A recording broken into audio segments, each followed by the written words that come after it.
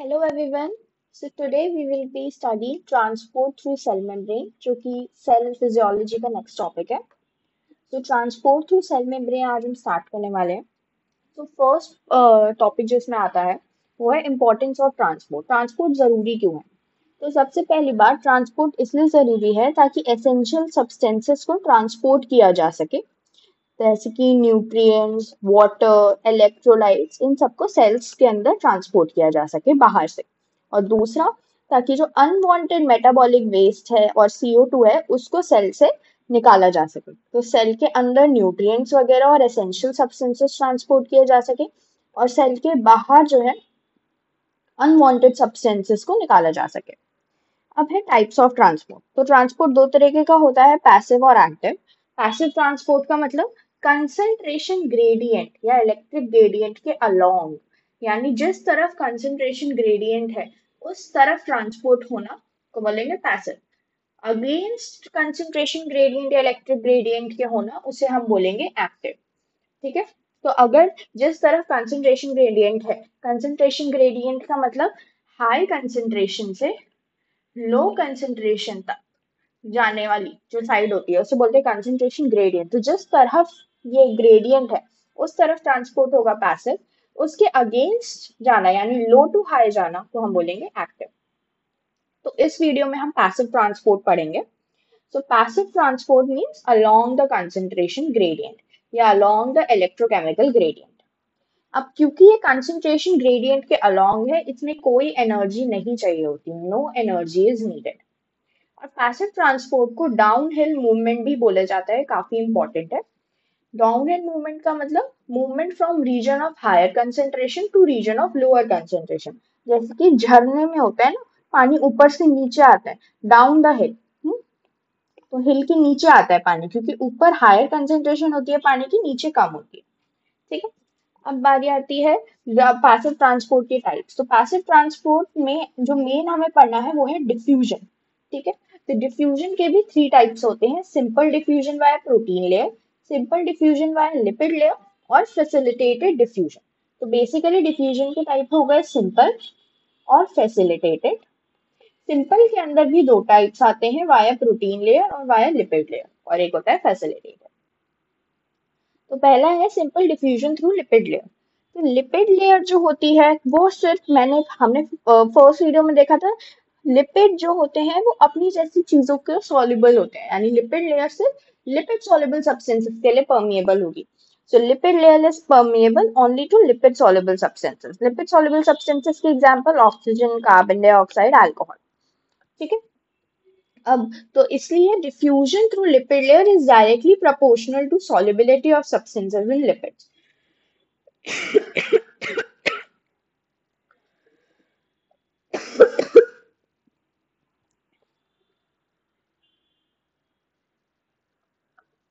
Diffusion through lipid layer is directly proportional to solubility of substances in lipids.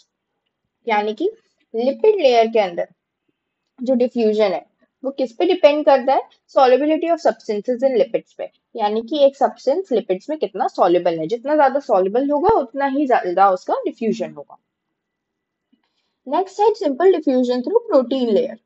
तो protein layer of cell membrane जो होती है वो water soluble substances के लिए होती है, परमिएबल. और लिपिड लेयर जो थी वो किसके लिए थी? हमने पढ़ा ही था फर्स्ट चैप्टर में भी, लिपिड सॉल्युबल के लिए. और प्रोटीन लेयर वाटर सॉल्युबल के लिए. अब प्रोटीन लेयर जो होती है वो एक्चुअली चैनल्स फॉर्म करती है. हमने चैनल प्रोटीन्स पढ़े थे सेल मेम्ब्रेन में. तो वो चैनल्स फॉर्म करती है वाटर सॉल्युबल सब्सटेंसेस के ट्रांसपोर्ट के लिए. तो प्रोटीन चैनल्स और आयन चैनल्स फॉर्म होते हैं. ये क्या होते हैं? These are the pores in lipid layer of cell membrane which are lined by protein molecules. तो अगर ये हमारी जो है लिपिड लेयर है सेल मेम्ब्रेन की, तो उसमें जो है ये चैनल्स फॉर्म करेगी जिसके यहाँ आसपास जो है प्रोटीन्स लगे होंगे. तो इसको हम बोलेंगे प्रोटीन चैनल्स. और इसके थ्रू वाटर सॉल्युबल सब्सटेंसेस जो है सेल मेम्ब्रेन में आ सकते हैं, थ्रू पास कर सकते हैं. अब प्रोटीन चैनल्स और आयन चैनल्स के टाइप्स. पहला टाइप है सोडियम चैनल्स.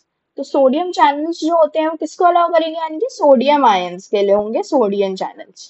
ठीक है. इनकी 3 सब यूनिट्स होती हैं, अल्फा, बीटा, गामा. अल्फा सब यूनिट जो होती है उनके थ्रू सोडियम आयंस पास करते हैं सिर्फ, और बीटा और गामा जो है वो अल्फा की सिर्फ हेल्प करते हैं, वो एक्सेलरेट करने में कि जो ट्रांसपोर्ट है उसकी स्पीड बढ़ जाए, उसमें हेल्प करते हैं। But actually sodium ions alpha सब यूनिट के थ्रू निकलते हैं। ठीक है। सोडियम चैनल्स कुछ वोल्टेज गेटेड भी होते हैं जिनकी आइसोफॉर्म्स NeV 1.1 से NeV 1.9 होती है। ये एक्स्ट्रा पॉइंट है, इसे याद रखना, कभी कभी MCQ में पूछ लेते हैं। ठीक है, वरना एक हाई यील्ड पॉइंट है ये। फिर है पोटेशियम चैनल्स। पोटेशियम चैनल्स जो होते हैं उसकी चार टाइप्स होती हैं। वोल्टेज गेटेड हो सकते हैं, वो कैल्शियम एक्टिवेटेड हो सकते हैं, स्मॉल कंडक्टेंस कैल्शियम एक्टिवेटेड हो सकते हैं, और इनवर्ट रेक्टिफायर पोटेशियम चैनल्स हो सकते हैं। ठीक है, ये आपको याद करने पड़ेंगे। फिर कैल्शियम चैनल्स जो कैल्शियम को पास करवाएं। Calcium channels voltage gated channels होते हैं, CaV1 2 एंड 3। और फिर आते हैं chloride channel. Chloride channel voltage gated भी हो सकते हैं, epithelial chloride intracellular ion channels, maxi chloride channels, volume activated, cystic fibrosis transmembrane conductors regulator. ये सब क्लोराइड चैनल्स होते हैं। आप इनमें से कोई तीन चार याद कर लेना, वोल्टेज गेटेड, एपिथेलियल, क्लिक और मैक्सी क्लोराइड चैनल्स। ठीक है। फिर आता है रेगुलेशन ऑफ चैनल्स। अब देखो, कुछ चैनल्स कंटिन्यूअसली ओपन होते हैं, उनको हम बोलते हैं अनगेटेड चैनल्स। और कुछ चैनल क्लोज हो जाते हैं फिर ओपन होते हैं, उनको बोलते हैं गेटेड चैनल्स। तो इस डायग्राम में आप देख सकते हो। पहला तो देखो, फर्स्ट तो है डिफ्यूजन थ्रू लिपिड लेयर, जो सबसे इजी हमने पढ़ लिया। अब उसके बाद है diffusion through ungated channels. Protein channels आ गए तो प्रोटीन में अनगेटेड चैनल्स में ये हमेशा ओपन रहते हैं, तो ऐसे इन चैनल्स के थ्रू पास हो गया। फिर है diffusion through gated channels. Gated channels जो होते हैं वो कभी क्लोज होते हैं फिर ओपन होते हैं। ठीक है, तो क्लोज ऐसे होंगे और ओपन। तो अब हमारे पास गेटेड चैनल्स कौन कौन से होते हैं। वोल्टेज गेटेड, यानी कि वो कब ओपन होंगे, जब इलेक्ट्रिक पोटेंशियल वोल्टेज में चेंज आएगा। ठीक है, चेंज इन इलेक्ट्रिक पोटेंशियल से ही वोल्टेज जनरेट होती है। तो जनरेशन ऑफ वोल्टेज से जब वो चेंज हो, यानी कि चेंज इन इलेक्ट्रिक पोटेंशियल से ओपन होते हैं वो। Example, neuromuscular junction. ठीक है, न्यूरोमस्कुलर जंक्शन के अंदर जो है वो कब ओपन होते हैं, न्यूरोमस्कुलर जंक्शन जब एक्शन पोटेंशियल आता है कोई, या जब अगर न्यूरॉन्स टू न्यूरॉन्स बात चल रही है। ठीक है, तो न्यूरॉन्स टू न्यूरॉन्स बात चल रही है तो कब कोई एक्शन पोटेंशियल आता है तब। अगर हमारे पास न्यूरॉन्स है और यहाँ पे हमारे पास मसल है, तो यानी कि कोई एक्साइटेशन कंट्रैक्शन कपलिंग होता। ओके, ये हम डिटेल में जो है नर्वस सिस्टम चैप्टर में पढ़ेंगे। अभी इस पे ज्यादा फोकस मत करना, बस एग्जांपल याद रखना, न्यूरोमस्कुलर जंक्शन। फिर आते हैं लाइगेंड गेटेड। लाइगेंड गेटेड यानी कि लाइगेंड्स की प्रेजेंस में ओपन होना। लाइगेंड्स यानी कि हार्मोनल सब्सटेंसेस की प्रेजेंस में ओपन होना, जैसे कि साइनेप्टिक क्लेफ्ट्स होते हैं। ठीक है, हमारे पास जो है ये न्यूरॉन है, ये अगला न्यूरॉन है, तो यहाँ जो बीच में एरिया है इसको साइनेप्टिक क्लेफ्ट बोलेंगे। ये साइनेप्स फॉर्म हो रहा है इसको, और ये बीच में साइनेप्टिक क्लेफ्ट। ठीक है, तो अब ये जो बीच में हमारे पास साइनेप्टिक क्लेफ्ट होती है, इसके अंदर जो है हमारे यहाँ से एसिटाइल कोलिन हार्मोन रिलीज होता है प्री साइनेप्स से। ये एसिटाइल कोलिन हार्मोन जो होता है ये अगले न्यूरॉन को स्टिमुलेट करता है, तो ये साइनेप्टिक क्लेफ्ट में जाता है। सो एसिटाइल कोलिन जो होगा वो एक लाइगेंड है, जो कि जो नेक्स्ट न्यूरॉन है, ठीक है, यहाँ पे वो एसिटाइल कोलिन रिलीज हुआ, तो जो नेक्स्ट न्यूरॉन है इसको ये यहाँ पे आके स्टिमुलेट कर रहा है। तो ये यहाँ पे जो चैनल्स है वो कौन से चैनल्स है, वो लाइगेंड गेटेड चैनल्स है। ठीक है, वो किस वजह से ओपन हो रही है, वो लाइगेंड की वजह से ओपन हो रही है। कौन सा लाइगेंड है हमारे पास, एसिटाइल कोलिन लाइगेंड। नेक्स्ट है mechanically gated channels. Mechanically gated channels जो है वो मैकेनिकल फैक्टर्स से ओपन होते हैं, जैसे कि पसीनियन कॉर्पस्कल्स, वो प्रेशर से ओपन होते हैं। ठीक है, तो वो प्रेशर रिसेप्टर्स है, जब प्रेशर आएगा तो वो ओपन होंगे। Hair cells of organ of Corti, हमारे वेस्टिबुलर अपरेटस जो ईयर में होता है उसमें ऑर्गन ऑफ कॉटाई होता है, जो जिसमें हेयर सेल्स प्रेजेंट होती है। तो जब वो मूव करती हैं तो हमारा वेस्टिबुलर सिस्टम जो होता है वो एक्टिवेट हो जाता है। ये भी हम आगे पढ़ेंगे। ठीक है, अब ये हमने पढ़ लिया पूरा हमारा diffusion through the simple diffusion through protein layer. अब आता है नेक्स्ट हमारा फैसिलिटेटेड और कैरियर मीडिएटेड डिफ्यूजन। ठीक है, ये डिफ्यूजन है, आई एम सॉरी।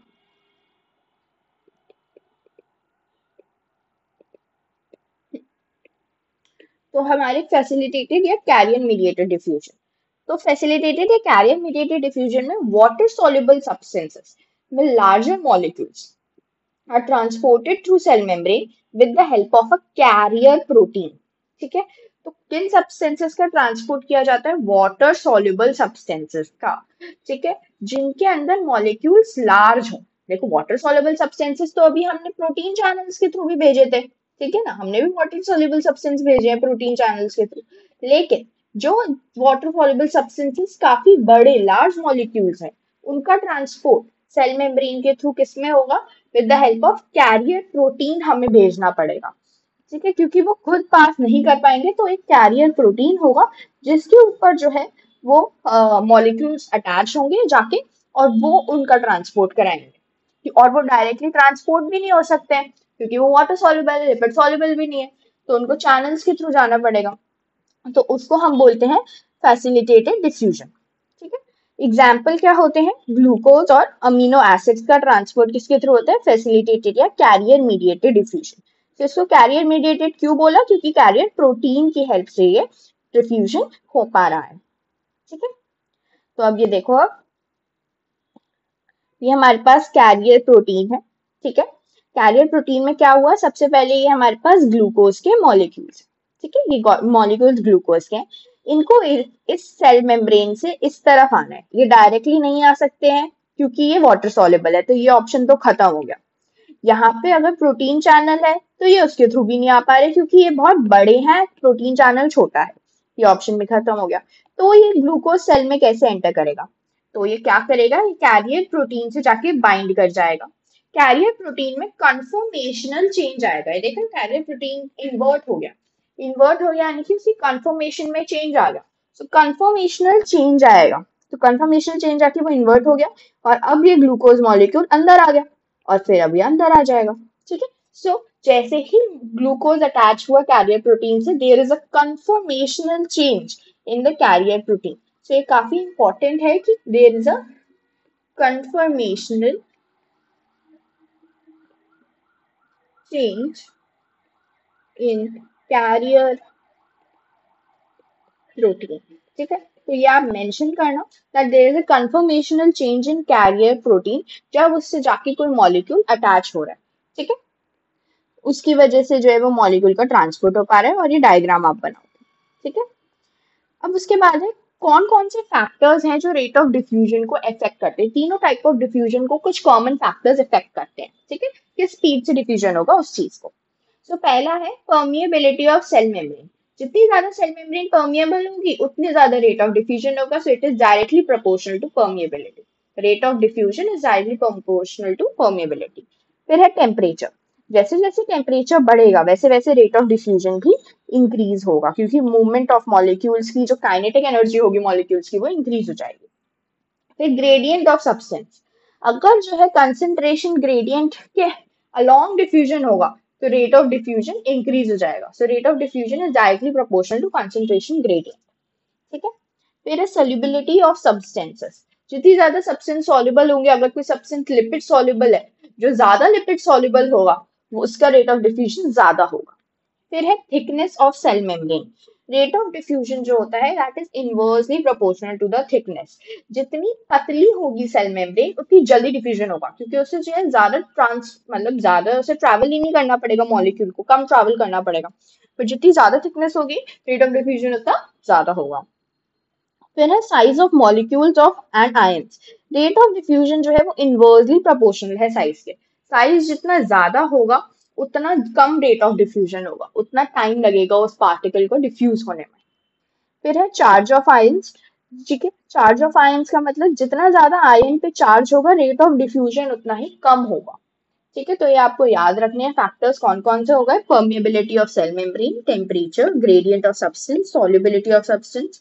यहाँ सब तक जो है वो डायरेक्टली प्रोपोर्शनल है।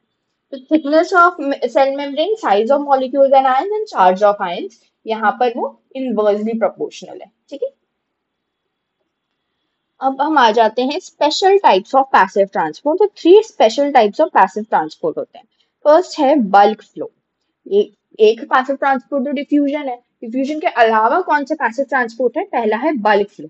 तो बल्क फ्लो का मतलब क्या है? Movement of large quantity of substances from a region of high pressure to region of low pressure. तो जब लार्ज क्वांटिटी में substances along concentration gradient transfer हो तो बल्क फ्लो, बल्क नाम से ही पता चल रहा है, ठीक है, ये भी along the pressure gradient due to pressure gradient होता है। एग्जाम्पल क्या है इसका? Exchange of gases across respiratory membrane via lungs.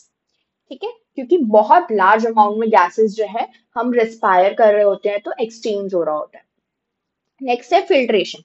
So movement of water and solutes from area of high hydrostatic pressure to an area of low hydrostatic pressure. ठीक है, तो high hydrostatic pressure, high water pressure से area of low water pressure तक जो है जो movement होगी water और सल्यूट्स की, उसको बोलेंगे फिल्ट्रेशन। तो ये कहाँ होता है? At arterial end of the capillaries. फिर है ऑस्मोसिस। ऑस्मोसिस इंपॉर्टेंट है। मूवमेंट ऑफ वाटर और एनी अदर सॉल्वेंट, तो सल्यूट नहीं है इसमें, सिर्फ फ्लूइड्स, वाटर एंड और any other solvent from area of lower concentration to area of higher concentration of a solute through semi permeable membrane. अब आप लोग बोलोगे कि इसमें तो lower concentration to higher concentration लिखा है, पर ध्यान से देखो, lower concentration to higher concentration of solute. जिस तरफ सल्यूट यानी कि आपके पार्टिकल्स की कंसेंट्रेशन ज्यादा है, उस तरफ आपके फ्लूइड की कंसेंट्रेशन तो कम होगी ना। ठीक है, तो एक तरह से क्या हो गया? From an area of higher concentration to lower concentration of solvent. ठीक है, अपनी वाटर या सॉल्वेंट की खुद की हायर से लोअर कंसेंट्रेशन तक ही जा रहे हैं, बट सल्यूट की लोअर टू हायर कंसेंट्रेशन है। तो हम डेफिनेशन अकॉर्डिंग टू सल्यूट लिख रहे हैं, इसलिए हम लिख रहे हैं from an area of lower concentration to an area of higher concentration through semi permeable membrane. ये बहुत इंपॉर्टेंट है, ये कभी मिस नहीं करना ऑस्मोसिस की डेफिनेशन में। एक सेमी परमिएबल मेम्ब्रेन का होना नेसेसरी है ऑस्मोसिस में। ठीक है, अगर जो है वाटर का ट्रांसपोर्ट या सॉल्वेंट का transport across semi permeable membrane नहीं हो रहा तो वो ऑस्मोसिस नहीं है। अगर वो डायरेक्टली इधर उधर जा रहा है तो वो फिल्ट्रेशन है। ठीक है, अगर वो अक्रॉस सेमी परमिएबल मेम्ब्रेन जा रहा है तभी वो ऑस्मोसिस है। ओके, तो एक बार दोबारा पढ़ते हैं। मूवमेंट ऑफ वाटर और any other solvent from an area of low concentration to an area of higher concentration of solute through semi permeable membrane. ठीक है, अब इसके दो टाइप होते हैं, एंडोस्मोसिस एंड एक्सोस्मोसिस। एंडोस्मोसिस का मतलब जो है सेल के अंदर अगर वाटर आ रहा है या सॉल्वेंट आ रहा है, और अगर सेल से बाहर जा रहा है तो एक्सोस्मोसिस। ठीक है, और ये किस पे डिपेंड करता है ऑस्मोसिस? ऑस्मोटिक प्रेशर पर। ऑस्मोटिक प्रेशर क्या होता है? It is the pressure created by solutes in a fluid. एक फ्लूइड में कितने सोल्यूट्स हैं? ये जैसे देख रहे हो, ये यहाँ पे। ठीक है, तो इधर जो है ज्यादा सोल्यूट्स है, तो यानी कि यहाँ ज्यादा ऑस्मोटिक प्रेशर है, इधर कम सोल्यूट है तो कम ऑस्मोटिक प्रेशर है। अब एक इंपॉर्टेंट चीज है ऑन्कोटिक प्रेशर, इसने मैंने बॉक्स में लिखा है अलग से। ऑन्कोटिक प्रेशर का क्या मतलब होता है? ऑन्कोट ये प्रैक्टिकल्स में वाइवा में पूछ लेते हैं बहुत बहुत कॉमनली। ठीक है, सो ऑन्कोटिक प्रेशर क्या होता है? It is a part of osmotic pressure created by larger colloidal substances particularly protein. तो हमने अभी ऑस्मोटिक प्रेशर क्या बोलते हैं? जो सल्यूट की वजह से प्रेशर बने, उसे हम बोलेंगे ऑस्मोटिक प्रेशर। सल्यूट में भी जो पर्टिकुलरली लार्ज कोलॉइडल सब्सटेंसेस हैं, पर्टिकुलरली प्रोटीन्स हैं, तो जो प्रोटीन्स की वजह से प्रेशर बनेगा सल्यूट में से भी, उसे बोलेंगे ऑन्कोटिक प्रेशर। तो ऑन्कोटिक प्रेशर जो है वो पार्ट है ऑस्मोटिक प्रेशर का, but it is created by large colloidal substances particularly proteins. ठीक है, एग्जाम्पल एल्ब्यूमिन जो होता है वो 70% ऑन्कोटिक प्रेशर बनाता है। नॉर्मल ऑन्कोटिक प्रेशर क्या होता है हमारे अंदर? नॉर्मल जो है 25 mmHg होता है। ठीक है, तो अब ये आप ऑस्मोसिस देख सकते हो। ऑस्मोसिस के अंदर जो है ये जो हमारे रेड सब्सटेंसेस हैं ये होगा सल्यूट, और इसमें जो हमारा येलो शेड ये हमारा हो गया वाटर। ठीक है, और ये हमारी क्या है? Semi permeable membrane. ठीक है, तो अब आप देख रहे हो from lower concentration of solute to higher concentration of solute, जब वाटर का ट्रांसपोर्ट हो रहा हो या सॉल्वेंट का ट्रांसपोर्ट, तो उसको बोलेंगे osmosis through a semi permeable membrane. Clear? लेकिन यहाँ पे देख रहे हो, तो यहाँ पे ट्रांसपोर्ट हो गया, लेकिन ये भी देखो यहाँ पर हायर कंसेंट्रेशन ऑफ सॉल्वेंट है या लोअर कंसेंट्रेशन ऑफ सॉल्वेंट है। ठीक है, so from higher concentration of solvent to lower concentration of solvent भी हम लिख सकते हैं। तो ध्यान रखना, अगर आप lower concentration to higher concentration लिख रहे हो, you have to mention that from lower concentration of solute to higher concentration of solute. अगर आप लिख रहे हो from higher concentration to lower, तो मेंशन करना है that from higher concentration of solvent या water to lower concentration of solvent या वाटर। ठीक है। Okay, so that's it for this video. इस वीडियो में हमने पहले टाइप्स और इंपॉर्टेंस ऑफ ट्रांसपोर्ट देखी, फिर उसके बाद टाइप्स ऑफ ट्रांसपोर्ट देखे, फिर पैसिव ट्रांसपोर्ट के अंदर हमने उसके बेसिक फीचर्स देखे, फिर डिफ्यूजन के बारे में पढ़ा, डिफ्यूजन के टाइप्स देखे। ठीक है, सारे हमने चैनल्स के बारे में पढ़ा, गेटेड चैनल्स के बारे में, फैक्टर्स देखे जो डिफ्यूजन का रेट इफेक्ट करते हैं, फिर special types of passive transport में बल्क फ्लो, फिल्ट्रेशन और ऑस्मोसिस के बारे में पढ़ा। So that's it for this video. Thank you so much. If you like this video, please do like, subscribe, and share. Okay, and comment for the notes. If you want the notes, I will just share the link. Okay, with of the PDF. Thank you so much. Bye bye.